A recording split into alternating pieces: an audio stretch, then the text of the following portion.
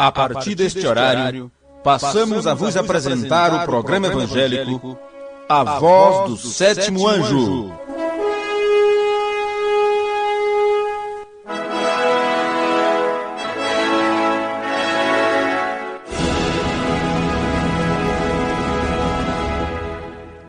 Mas nos dias da voz do sétimo anjo, quando ele tocar a sua trombeta, se cumprirá o segredo de Deus, como ele anunciou aos seus servos os profetas.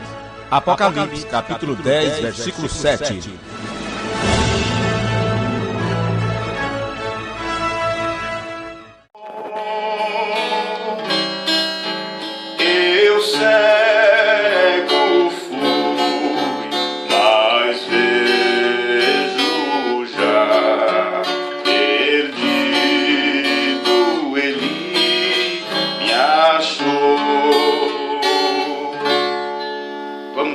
Nossas cabeças e fazer uma oração.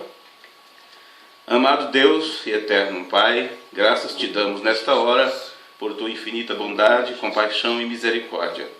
Obrigado, Senhor, por este momento que tem chegado, quando teus filhos podem curvar suas cabeças, fechar seus olhos e ter acesso direto ao trono da graça, direto ao trono do Pai. Amém. Foi dito na tua palavra que deveríamos chegar com confiança até o trono da graça, a fim de alcançar misericórdia em tempo oportuno. E neste momento que nós estamos necessitados do Senhor, pedimos perdão dos nossos pecados, pedimos que o Senhor nos ajude uma vez mais e abra o entendimento, o nosso entendimento, para compreendermos a tua palavra, Senhor.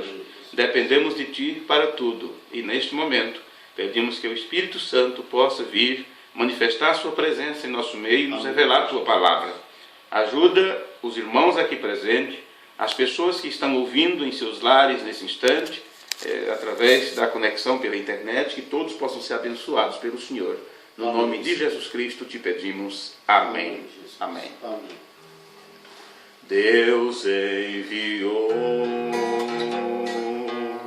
seu Filho amado para me salvar e perdoar. Na cruz morreu por meus pecados, mas ressurgiu e vivo com o Pai está. Porque ele vive, posso crer no amanhã. Porque ele vive, temor não há. Mas eu bem sei, eu sei que a minha vida está nas mãos de meu Jesus, que vivo está. E quando Este é o programa Voz do Sétimo Anjo, e nesse instante estamos transmitindo da cidade de Sertãozinho. Nosso boa noite a todos os nossos irmãos que estão em conexão conosco. Espero que possamos ter um tempo agradável na presença do Senhor, nosso Deus. Eu creio que poderíamos, nesse instante, lermos uma parte da Escritura, para então começarmos o nosso estudo bíblico, como fazemos às vezes nas quartas-feiras, nas quintas, não é? Sempre que podemos, estamos transmitindo ao vivo para os nossos irmãos, e às vezes da cidade de Vinhedo, às vezes de Francisco Morato, em cada viagem que fazemos, sempre que podemos e temos conexão, nós procuramos encurtar as distâncias e falar também aos irmãos que estão em sintonia conosco, né? Às vezes em casa, às vezes grupo de irmãos, em algumas pequenas igrejas onde eles se congregam, então eles se juntam para juntos meditarmos na santa e bendita palavra de Deus. Jesus disse: errai por não conhecer as Escrituras, né? Por não conhecer as Escrituras e o poder de Deus. Então nós temos aqui uma parte da palavra do Senhor que eu gostaria de compartilhar com os nossos irmãos, que está em São João, no capítulo 12 e o versículo 23. E é com esta leitura que eu gostaria de falar um pouquinho para os nossos irmãos, para os nossos ouvintes, a respeito do processo do arrebatamento. Em São João capítulo 12, a partir do versículo 23, está escrito: E Jesus lhes respondeu, dizendo: É chegada a hora em que o Filho do Homem há de ser glorificado. Na verdade vos digo, que se o grão de trigo caindo na terra não morrer, fica ele só, mas se morrer, dá muito fruto. Quem ama a sua vida, perdê-la-á. E quem neste mundo odeia a sua vida, guardá-la-á para a vida eterna. Se alguém me serve, siga-me. E onde eu estiver, ali estará também o meu servo. E se alguém me servir, meu Pai o honrará. Agora a minha alma está perturbada. E que direi eu? Pai, salva-me desta hora. Mas para isto vim a esta hora. Pai, glorifica o teu nome. Então veio uma voz do céu que dizia: Já o tenho glorificado e outra vez o glorificarei. Ora, a multidão que ali estava e que a ouvira, dizia que havia sido um trovão. Outros diziam: Um anjo lhe falou. Respondeu Jesus e disse: Não veio esta voz por amor de mim, mas por amor de vós. Agora é o juízo deste mundo. Agora será expulso o príncipe deste mundo, e eu, quando for levantado da terra, todos atrairei a mim. Esta escritura está no livro de São João, no capítulo 12, versículo 23, até o versículo 31. Amados irmãos e ouvintes da palavra de Deus, nesse tempo final, o dom de Deus veio ao mundo. Deus enviou um presente a este mundo, às pessoas do tempo do fim. Deus nos mandou um profeta, um homem ungido, o qual traria para nós a palavra do Senhor. O assim diz o Senhor. E tudo o que está no Novo Testamento corresponde a esta hora em que nós estamos vivendo, ou se cumpre neste tempo final. Este mensageiro de Deus pregou um sermão intitulado Quem é este Melquisedeque? E depois de ler esta escritura, onde Jesus mostra a respeito do grão de trigo que tem que morrer para poder viver, onde Jesus fala que se você quiser gozar esta vida, você vai perder a outra, onde Jesus fala que quando for levantado da terra, todos atrairá para ele. E eu gostaria de fazer uma junção entre estas palavras de Jesus e o que ensinou o profeta de Deus no sermão Quem é este Melquisedeque?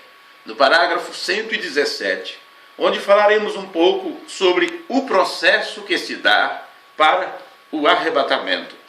Porque Paulo disse que no abrir e fechar de olhos a trombeta do Senhor soará, e os mortos em Cristo ressuscitarão primeiro, ou seja, o grão que morreu, a semente que foi lançada ao chão, aqueles que tombaram em batalha, eles voltarão a viver, eles serão ressuscitados. Bem, e o rapto, ele se dará assim, o mesmo Senhor descendo do céu com um alarido, que é uma mensagem, chamando os filhos de Deus, o sistema denominacional.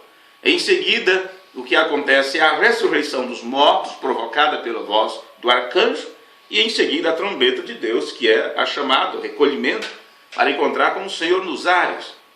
Agora, quando o mensageiro de Deus pregou a respeito disto, assim como Jesus falou sobre coisas simples quando ele falava sobre as parábolas, também esse profeta do Senhor falou de uma forma bem simples, que somente aqueles que receberem uma sensibilidade espiritual mais elevada é que poderão captar suas palavras. Então preste bem atenção, porque se as pessoas erram por não conhecer as Escrituras, nós não podemos ter essa desculpa diante do Senhor, porque hoje a palavra de Deus está sendo anunciada em todos os lugares. A Bíblia, com maior facilidade você pode ler. Temos tanto sermão disponível, tantas literaturas em mãos, tantos estudos bíblicos disponíveis. Então por que continuar errando sem conhecer o plano de Deus? Não podemos ter essa desculpa mais. Então vamos ver o que disse o profeta do Senhor no sermão Quem é este Melquisedeque? No parágrafo 117. Ele disse: Sendo ele eterno no princípio, vida eterna que vocês tinham, seu pensamento do que vocês eram, Só que ele queria que vocês, digamos, ele queria que eu estivesse de pé no púlpito. Ele queria que vocês se assentassem nesses bancos esta noite. Então estamos servindo o seu propósito eterno. E o que saiu de casa só veio à terra para servir seu propósito. Você percebe aqui que o mensageiro de Deus está dizendo que aqueles que estão na terra hoje, servindo o propósito de Deus, estava lá na eternidade passada com Deus, como fruto de seu pensamento. E por isso você é eterno, tão eterno quanto Deus, porque você não tem princípio e nem fim, uma vez que você tem esta vida eterna, a própria vida de Deus fluindo em você. Então, quando você se manifesta nesta terra, você não fará outra coisa a não ser cumprir o propósito do Senhor. Então, servimos seu propósito eterno. E o que saiu de casa, quer dizer, saiu de Deus, só veio à terra para servir seu propósito. É isso correto? Bem, então depois que se tiver acabado, quer dizer, quando concluir a sua missão aqui na terra, ele é trazido de volta no estado glorificado. Tem amadurecido e é trazido de volta. Não é de se admirar que Paulo pudesse dizer, quando eles estavam preparando um cepo para lhe cortar a cabeça, ele disse: onde está o morto teu aguilhão? Onde está, ó sepultura, tua vitória? Graças a Deus que nos dá a vitória. Ele disse: morte, diga-me, onde podes me fazer gritar? Sepultura, diga-me, como vais me deter? Porque eu sou um possuidor de vida eterna. Amém. Agora você percebe porque Paulo, diante da morte, ele exultava, ele desafiava isto. Porque Paulo sabia que isto não ia pôr fim à sua existência. Ele sabia de onde ele veio. Paulo pregou sobre a predestinação. Ele falou sobre os eleitos de Deus desde antes da fundação do mundo. Ele cria no que ele ensinava. Ele reconheceu a sua filiação em Deus e por isso ele podia dizer que o inferno, o sepulcro, nada podia detê-lo. E disse o profeta do Senhor: e nada pode nos fazer dano, porque temos vida eterna. Ele entendeu que ele havia sido abençoado com a vida eterna. Ora, se Paulo entendeu que tinha sido abençoado com a vida eterna, será que nós já entendemos isto? Vocês que me ouvem nesta hora, vocês já chegaram a esta compreensão de que Deus lhes abençoou em Cristo Jesus, lhes abençoou com a sua própria vida? No parágrafo 119, disse o profeta: é exatamente como uma gotinha de orvalho. Se eu entendo, não sei muito sobre a química, mas deve ser o congelar da umidade ou da atmosfera. E quando a noite se torna fria e escura, cai do céu e goteja sobre a terra, tendo caído de alguma parte. Porém, na manhã seguinte, antes que o sol saia, ela está ali, a gotinha, trêmula de frio. Porém, deixe que o sol saia e veja-no brilhar. Está correto? Por quê? O sol vai chamá-la diretamente de volta ao lugar de onde veio. E essa é a maneira com o cristão. Aleluia! Sabemos que quando andamos na presença de Deus, algo dentro de nós nos diz que viemos de alguma parte e que voltaremos outra vez através desse poder que está nos puxando. Eu disse no início que teríamos alguns comentários sobre o processo do arrebatamento. Então, meus amigos cristãos, o que vocês pensam que o profeta está falando sobre aqui? Ele está falando sobre o arrebatamento. Sim, senhores, porque a única coisa que nos dá conforto, que nos dá segurança, que nos dá alegria, força para prosseguir, é a vinda do Senhor. É termos a certeza que sairemos desta terra. É termos a plena convicção de que não ficaremos aqui como os demais que não têm esperança em Deus. E o mensageiro do Senhor usou a gotinha de orvalho para mostrar para nós o processo do arrebatamento. No parágrafo 120 ele continua: a gotinha de orvalho reluz e brilha e grita: porque sabe que veio dali de cima e que esse sol vai atraí-la diretamente de volta ao lugar de onde veio. Não dá para você fazer a junção e se imaginar você no lugar da gotinha de orvalho, que deve então se regozijar em Deus, glorificar a Deus. E um homem que é um atributo de Deus, nascido de Deus, ele sabe que quando ele entra em contato com o Filho de Deus, ele vai ser atraído para cima algum dia. Porque se eu for levantado da terra, a todos atrairei a mim. Amém. Perceba, meu amigo, que o William Branham utilizou as palavras que nós lemos em São João capítulo 12 e falou sobre a gotinha de orvalho, que são atraídas pelo sol pela manhã e ela volta para a sua fonte de origem, porque em seguida você vai no varal e não vê mais aquela gotinha, você vai na grama e ela já não está mais ali. Ela voltou ao lugar de onde veio.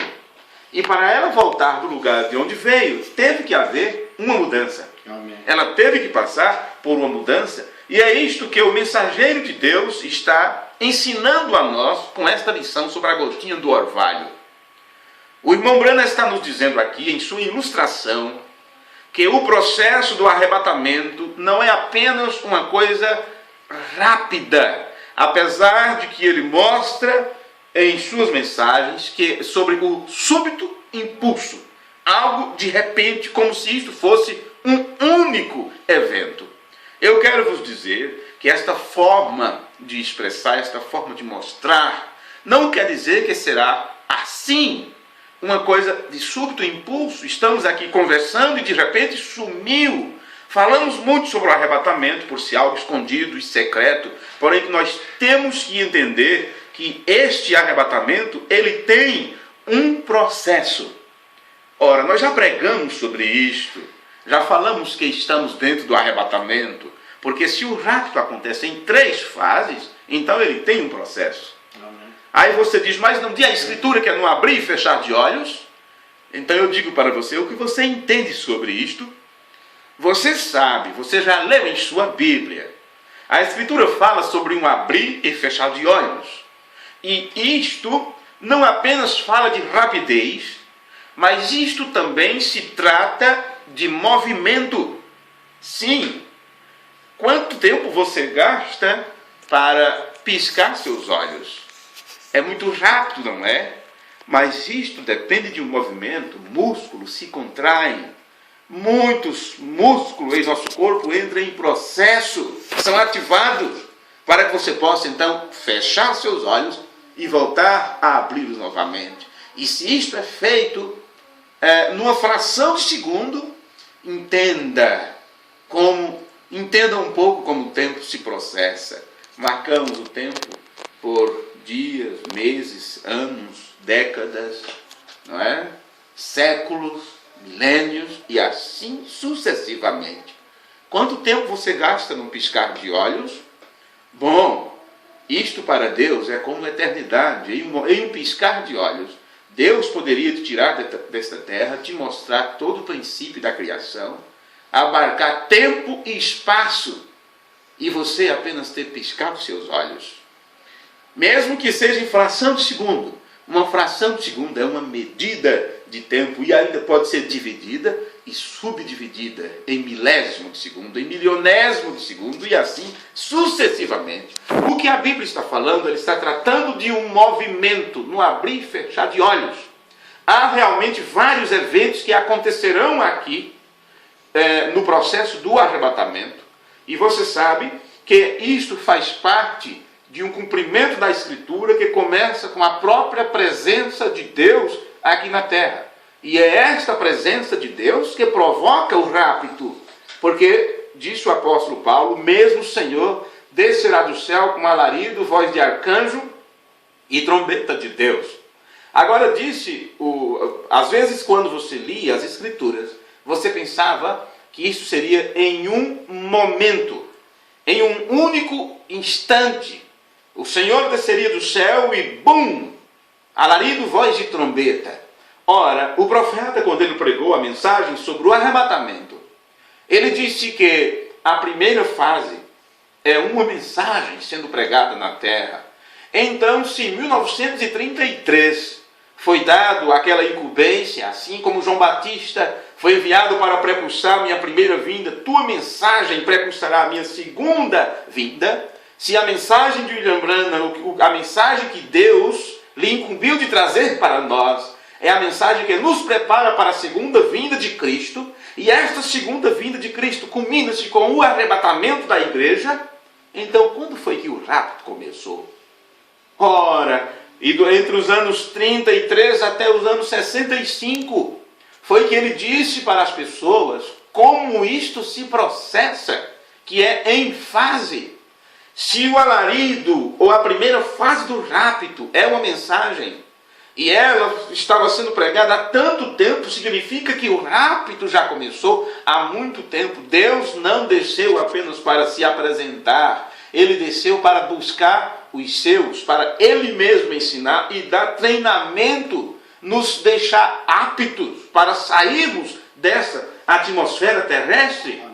Há vários eventos que acontecem, não incluindo a presença real, a própria parúcia em si, mas a presença pessoal de Deus aqui na terra provocaria vários eventos sucessórios, em continuidade, até chegar à última fase. Bom, no ano 1897, por volta deste ano, 1897, J.B. Rotherham, ele escreveu a sua Bíblia, a tradução da Bíblia por Rotherham, que ela leva o nome A Bíblia Enfatizada.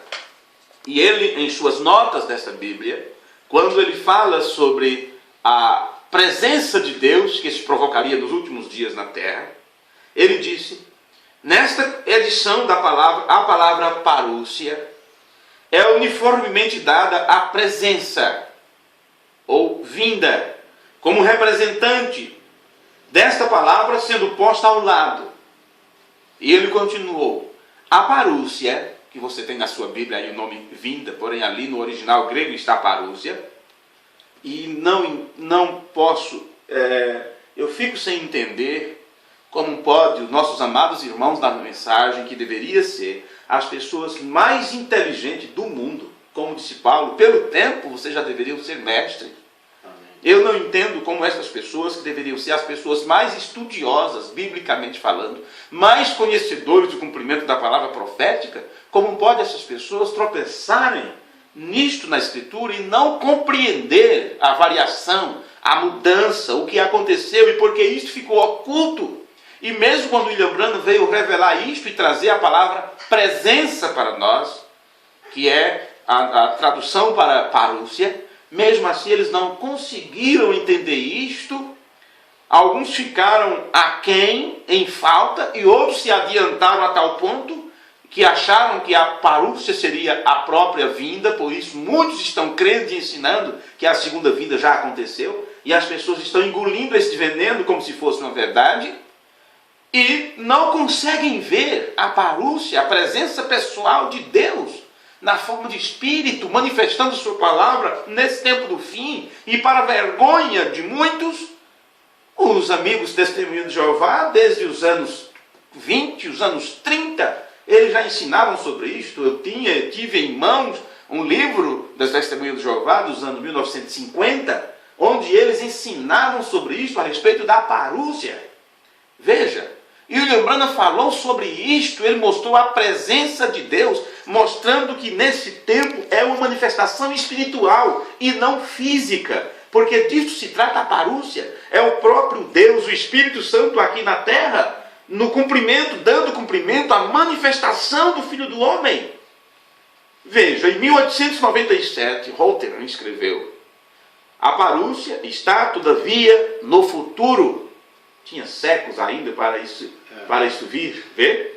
A parúcia está, todavia, no futuro, e seria, por conseguinte, encoberta em uma medida de obscuridade, ou seja, ela ficaria como algo opaco, onde as pessoas não perceberiam.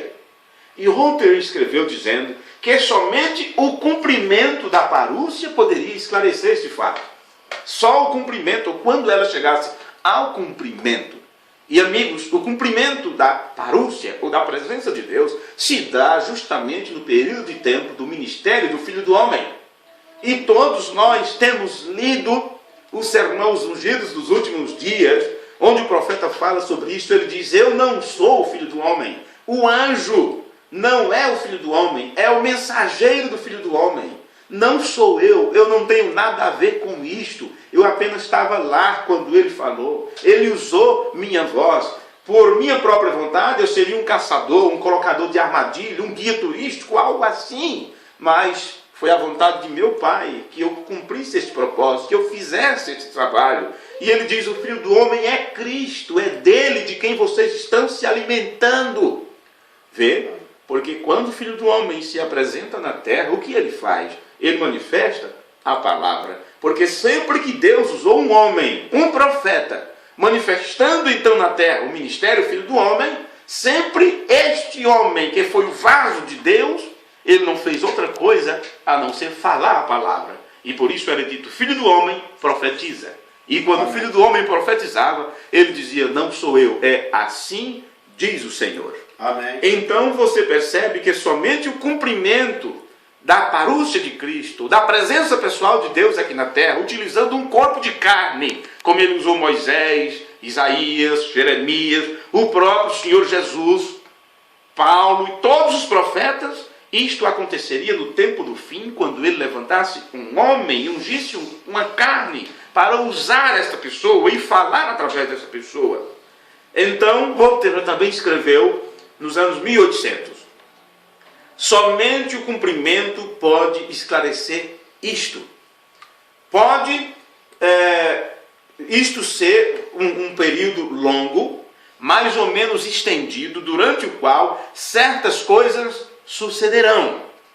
Então, claro, o que aconteceu desde o ano 1909? Todos vocês, os nossos amados irmãos, você conhece a mensagem do sétimo anjo, sabe o que aconteceu desde que o pilar de fogo se manifestou na cabana, ali no nascimento de William Branham. Todos os acontecimentos subsequentes, desde o tempo da manifestação no Rio Ohio, quando o anjo trouxe a comissão, quando o próprio pilar de fogo se deixou fotografar, os acontecimentos dos anos 60, dos anos 63, e assim sucessivamente.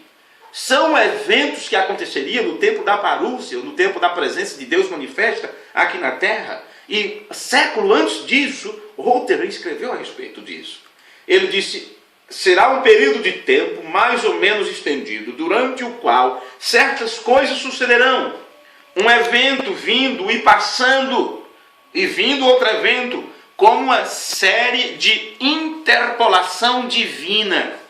Cristo é levantado como o primeiro fruto, esse é um evento, e volta e comprova sua presença, durante o tempo que ele é levantado. Esse é outro evento, todavia grande e prolongado, e finalmente vem outro, e só depois é que vem o fim de tudo. Então a presença seria o mais amplo, o período mais prolongado de todos esses eventos, e permanente. Esta é a tradução mais satisfatória que podemos encontrar para a parúcia do Filho do Homem. Ora, se Voltaire escreveu isto em 1897, as pessoas já deveriam ter ficado alerta para quando grandes acontecimentos espirituais fossem ministrados aqui na terra, como nunca aconteceu, a não ser nos dias do Senhor Jesus, deixando ainda claro que Jesus disse que chegaria o tempo que alguém faria sinais maiores do que foi feito em seu tempo. Bom, mas vamos voltar para a ilustração que o irmão Branham está aqui usando no sermão Quem é este? Melquisedeque, onde ele fala sobre a gotinha de orvalho. É a de uma gota de orvalho sendo colhida, recolhida, para ir de volta para o lugar de onde veio. E William Branham se regozijou isto, no fato de que o sol, ou o Filho de Deus, vai chamá-lo de volta para o lugar onde ele estava. Se você prestou atenção na leitura, ele diz que você estava nos pensamentos de Deus na eternidade, e ele diz que você está aqui na terra cumprindo o propósito, Ele diz, Deus queria que eu estivesse no púlpito pregando, Deus queria que vocês estivessem assentados aí, aprendendo, ouvindo, e ele diz, enquanto você estiver na terra, tudo que você vai fazer é cumprir o propósito de Deus, e se você andar na presença de Deus, você será recolhido, do mesmo jeito que a gotinha de orvalho é recolhida pelo sol. Agora, meus amigos, isto não é apenas um evento aqui, mas na verdade constitui vários eventos, do mesmo jeito que o escritor Rotherham escreveu há muito tempo atrás. Então veja, primeiro, nós sabemos que a presença de Deus aqui na terra está causando uma separação entre o joio e o trigo. Então se o rapto, se você apenas pensa nele como abrir e fechar de olhos, você já está perdendo o rapto. Porque você está pegando as palavras de Paulo e aplicando, fazendo uma aplicação errônea. Há um processo, você tem que entender o processo. Ou você não vai entender o que Deus está fazendo, o que Deus veio fazer. A presença pessoal de Deus aqui na terra está fazendo a separação entre o trigo e o joio. E para fazer esta preparação, ou esta separação, melhor dizendo, necessita-se de um tempo, necessita-se de um processo. Se fôssemos falar como se dá o processo da escolha da semente, quando o semeador vai fazer a colheita e vai separar o que é semente boa e a ruim, você já vai entender que isso leva um período, isso leva um processo. É essencial você entender o trabalho de Deus no tempo do fim. E tudo isso está estabelecido em todo o Novo Testamento, nas cartas de Paulo. E se você é leitor da Bíblia, já vai entender quando citarmos as Escrituras. E se você tem dúvidas sobre isso, por que você então não pega lápis e papel e começa a anotar? Era assim que meu pai fazia, ele começava a anotar nas paredes. Começava a programação de rádio, ele pegava um grafite ali e começava a riscar nas paredes, no alpendre de casa. Vê? Bom, entenda uma coisa, é essencial você entender o processo do arrebatamento, porque sem a separação, a vida nunca poderia surgir no nascimento. Como você pode nascer se você não for separado de sua mãe? Se antes disso, os genes de vida não for separado de seu pai? Como semente pode nascer se não houver uma separação deste mundo natural na qual ela vive? Ela tem que ir para o desconhecido. Ela tem que ser lançada à terra, ela tem que morrer e apodrecer. E foi isto o que disse a leitura inicial desta programação. Jesus disse, se o grão de trigo não morrer, ele não vive. Tem que haver uma separação ou a vida não vai surgir. E se o espiritual é tipo do natural, ou o natural é um tipo do espiritual, então também deve haver uma separação para que o novo nascimento chegue a ser uma realidade.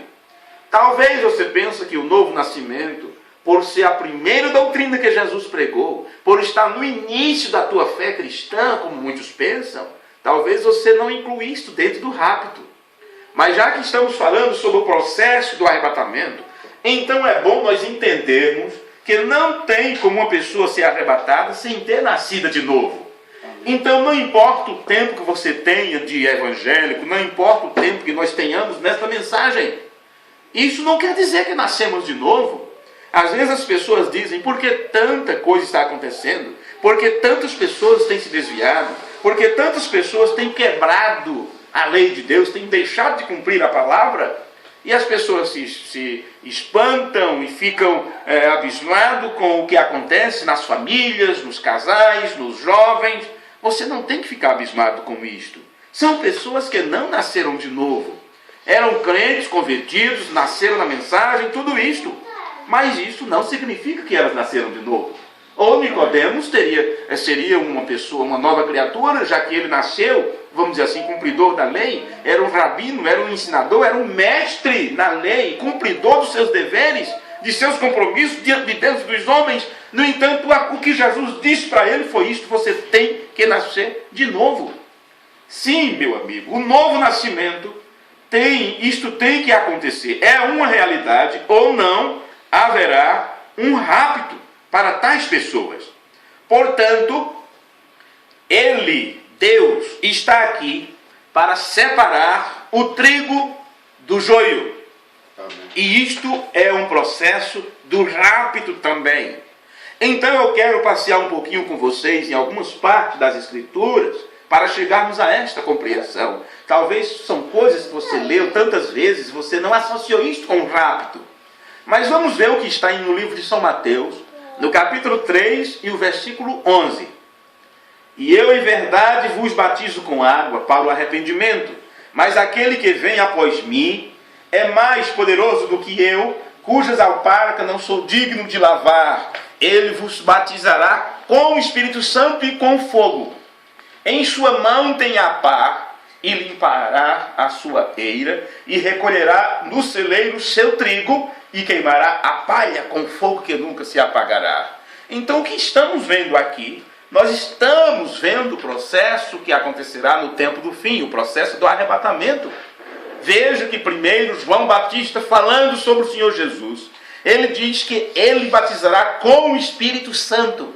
Agora você não pode ser batizado com o Espírito Santo sem você nascer de novo. Amém. Sim, o novo nascimento estará no início, o batismo com o Espírito Santo estará no final, é como o complemento final para aqueles que deram todos os passos sequenciais e foram nascidos de novo, se tornaram uma nova criatura, e então, uma vez que o pacote está pronto, ele é selado com o Espírito Santo da promessa até o dia da redenção. Então João está dizendo que aquele que viria após ele batizaria com o Espírito Santo e com fogo.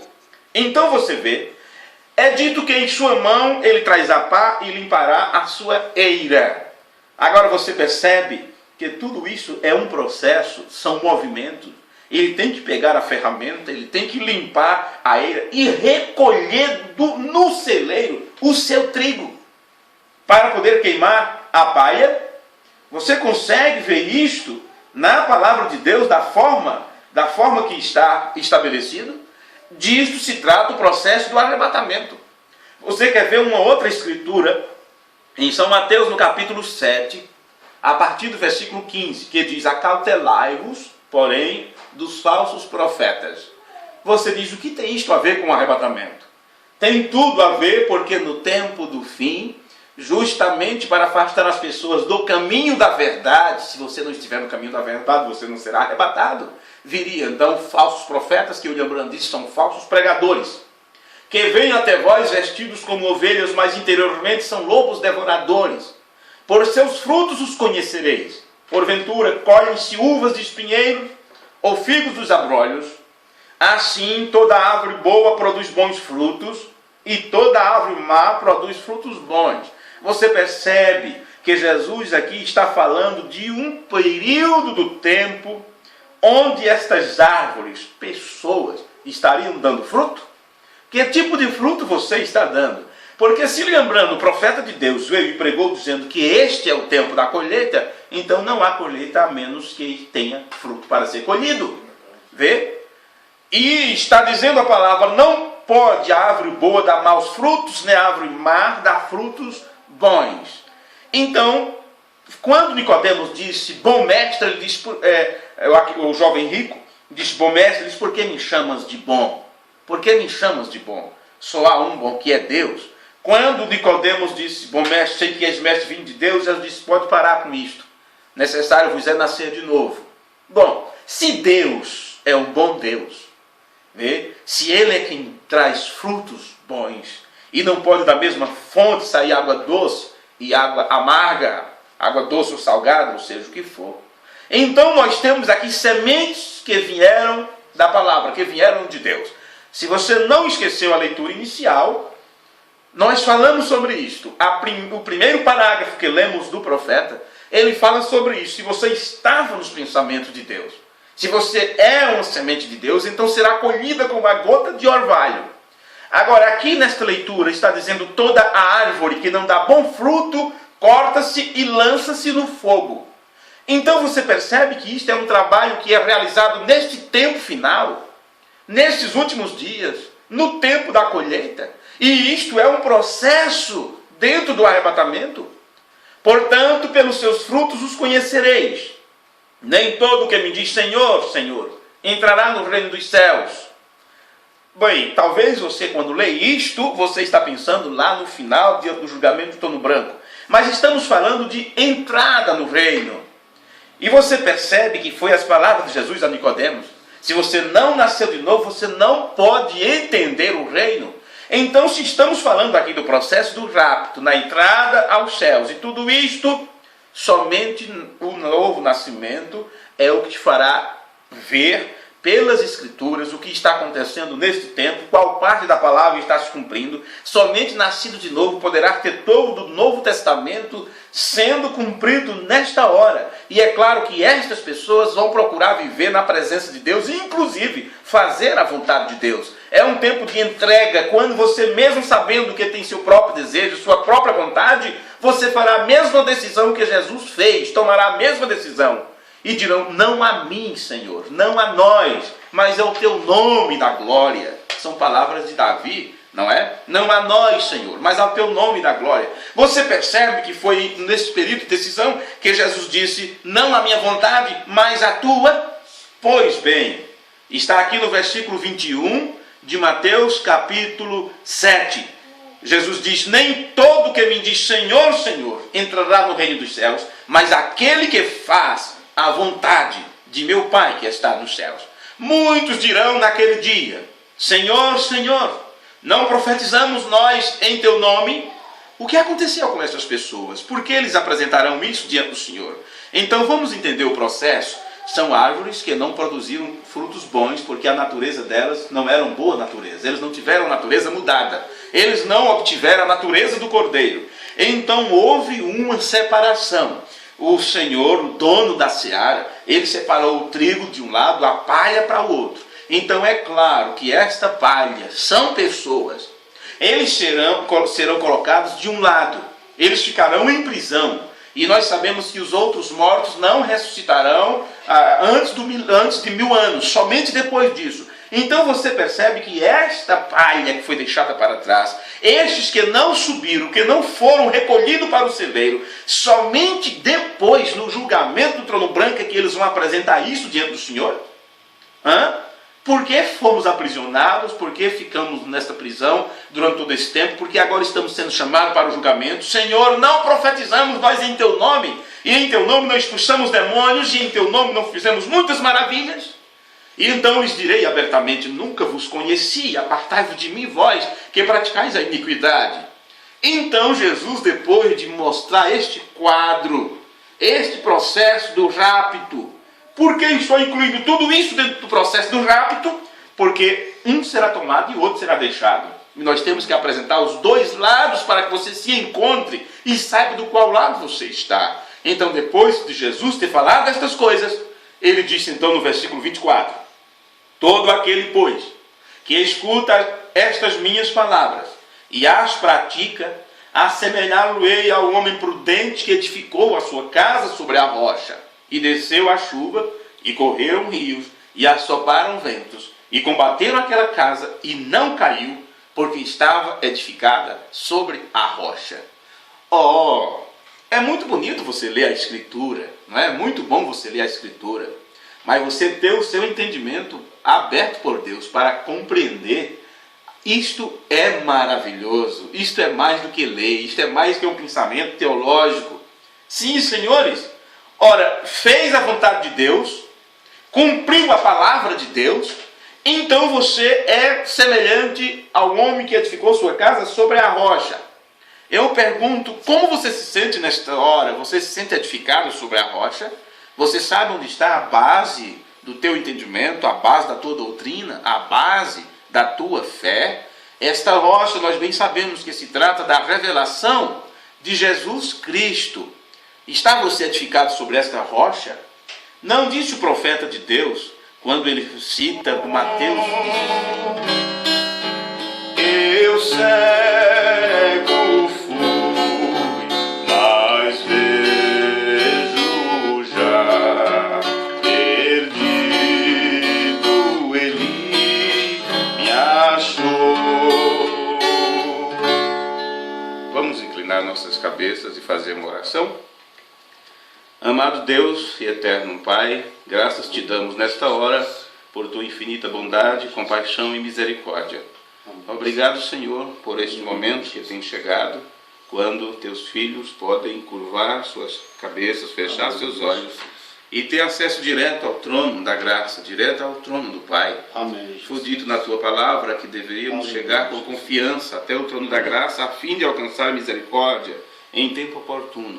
E neste momento que nós estamos necessitados do Senhor, pedimos perdão dos nossos pecados, pedimos que o Senhor nos ajude uma vez mais e abra o entendimento, o nosso entendimento, para compreendermos a tua palavra, Senhor.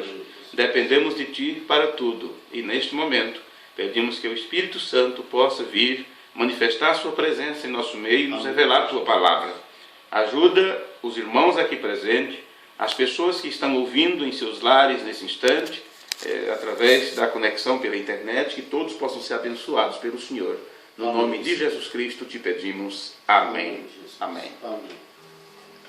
Deus enviou seu Filho amado para me salvar e perdoar. Na cruz morreu por meus pecados, mas ressurgiu e vivo com o Pai está. Porque Ele vive, posso crer no amanhã. Porque Ele vive, temor não há. Mas eu bem sei, eu sei que a minha vida está nas mãos de meu Jesus, que vivo está. E quando enfim chegar a hora em que a morte enfrentarei, sem medo então terei vitória, terei na glória o meu Jesus, que vivo está. Porque Ele vive, posso crer no amanhã. Porque Ele vive, temor não há. Mas eu bem sei, eu sei que a minha vida está nas mãos de meu Jesus, que vivo está. E quando enfim chegar a hora em que a morte enfrentarei, sem medo então terei vitória, terei na glória o meu Jesus, que vivo está. Porque Ele vive, posso crer no amanhã. Porque Ele vive, temor não há. Mas eu bem sei, eu sei que a minha vida está nas mãos de meu Jesus, que vivo está. Este é o programa Voz do Sétimo Anjo e nesse instante estamos transmitindo da cidade de Sertãozinho. Nosso boa noite a todos os nossos irmãos que estão em conexão conosco. Espero que possamos ter um tempo agradável na presença do Senhor, nosso Deus. Eu creio que poderíamos, nesse instante, lermos uma parte da Escritura, para então começarmos o nosso estudo bíblico como fazemos às vezes nas quartas-feiras, nas quintas, não é? Sempre que podemos, estamos transmitindo ao vivo para os nossos irmãos, e às vezes da cidade de Vinhedo, às vezes de Francisco Morato, em cada viagem que fazemos, sempre que podemos e temos conexão, nós procuramos encurtar as distâncias e falar também aos irmãos que estão em sintonia conosco, né? Às vezes em casa, às vezes grupo de irmãos, em algumas pequenas igrejas onde eles congregam, então eles se juntam para juntos meditarmos na santa e bendita palavra de Deus. Jesus disse: errai por não conhecer as Escrituras, né? Por não conhecer as Escrituras e o poder de Deus. Então nós temos aqui uma parte da palavra do Senhor que eu gostaria de compartilhar com os nossos irmãos, que está em São João, no capítulo 12 e o versículo 23. E é com esta leitura que eu gostaria de falar um pouquinho para os nossos irmãos, para os nossos ouvintes, a respeito do processo do arrebatamento. Em São João capítulo 12, a partir do versículo 23, está escrito: e Jesus lhes respondeu, dizendo: é chegada a hora em que o Filho do Homem há de ser glorificado. Na verdade vos digo, que se o grão de trigo caindo na terra não morrer, fica ele só, mas se morrer, dá muito fruto. Quem ama a sua vida, perdê-la-á. E quem neste mundo odeia a sua vida, guardá-la-á para a vida eterna. Se alguém me serve, siga-me. E onde eu estiver, ali estará também o meu servo. E se alguém me servir, meu Pai o honrará. Agora a minha alma está perturbada. E que direi eu? Pai, salva-me desta hora. Mas para isto vim a esta hora. Pai, glorifica o teu nome. Então veio uma voz do céu que dizia: já o tenho glorificado e outra vez o glorificarei. Ora, a multidão que ali estava e que a ouvira, dizia que havia sido um trovão. Outros diziam: um anjo lhe falou. Respondeu Jesus e disse: não veio esta voz por amor de mim, mas por amor de vós. Agora é o juízo deste mundo. Agora será expulso o príncipe deste mundo, e eu, quando for levantado da terra, todos atrairei a mim.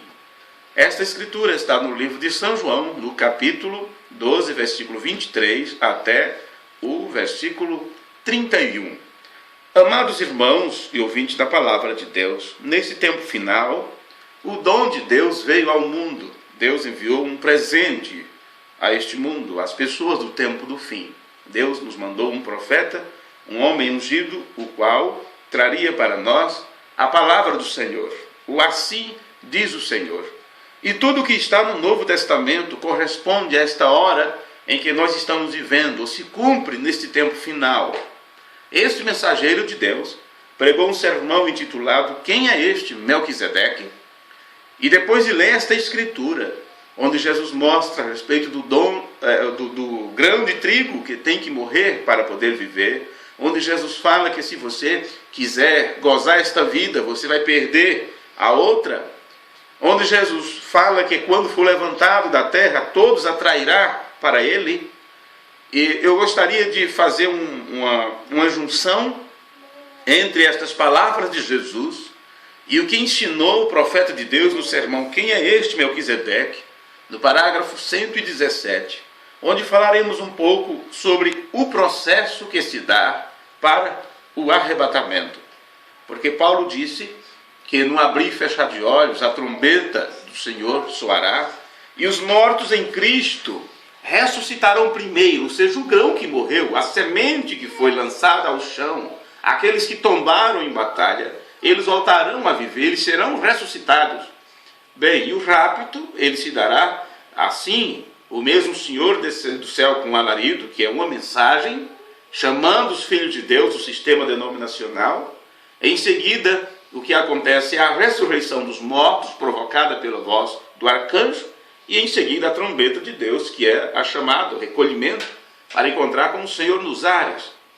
Agora, quando o mensageiro de Deus pregou a respeito disto, assim como Jesus falou sobre coisas simples quando ele falava sobre as parábolas, também esse profeta do Senhor falou de uma forma bem simples, que somente aqueles que receberem uma sensibilidade espiritual mais elevada é que poderão captar suas palavras.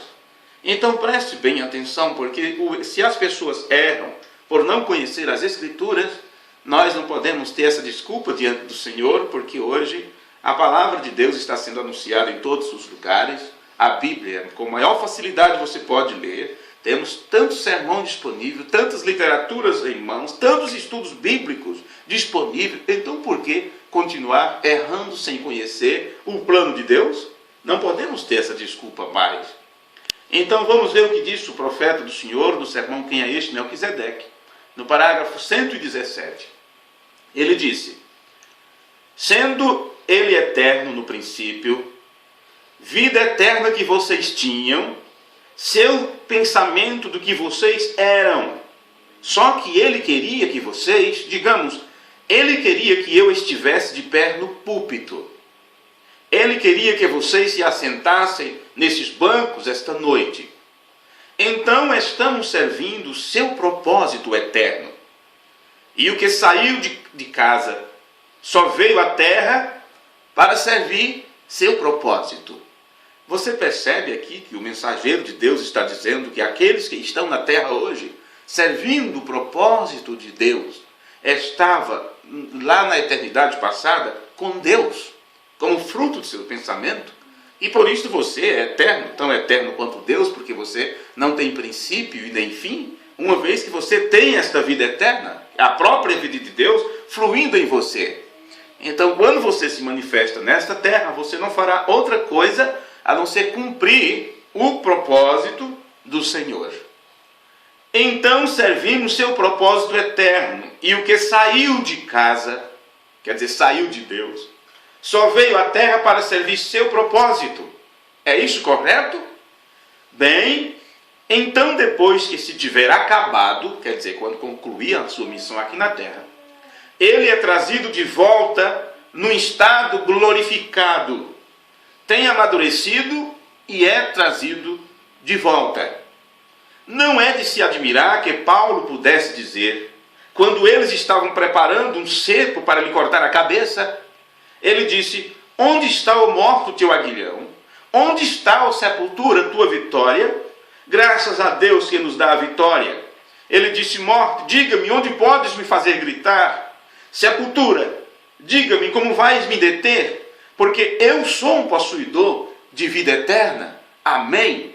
Agora você percebe porque Paulo, diante da morte, ele exultava, ele desafiava isto.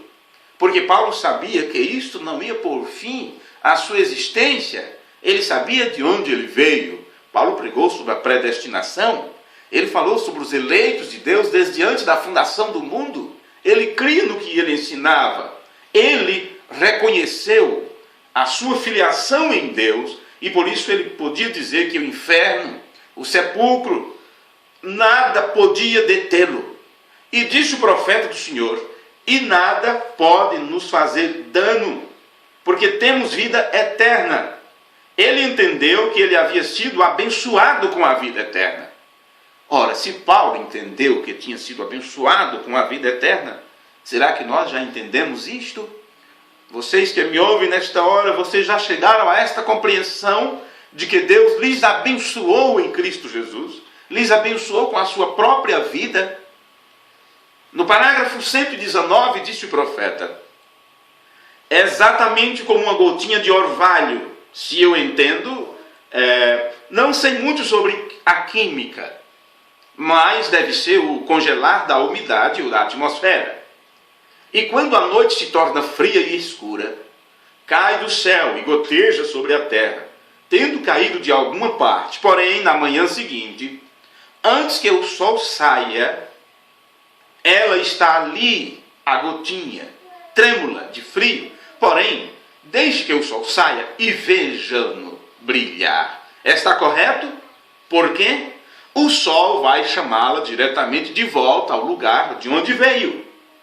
E essa é a maneira com o cristão. Aleluia! Sabemos que quando andamos na presença de Deus, algo dentro de nós nos diz que viemos de alguma parte e que voltaremos outra vez através desse poder que está nos puxando. Eu disse no início que teríamos alguns comentários sobre o processo do arrebatamento. Então, meus amigos cristãos, o que vocês pensam que o profeta está falando sobre aqui? Ele está falando sobre o arrebatamento. Sim, senhores, porque a única coisa que nos dá conforto, que nos dá segurança, que nos dá alegria, força para prosseguir, é a vinda do Senhor. É termos a certeza que sairemos desta terra. É termos a plena convicção de que não ficaremos aqui como os demais que não têm esperança em Deus. E o mensageiro do Senhor usou a gotinha de orvalho para mostrar para nós o processo do arrebatamento.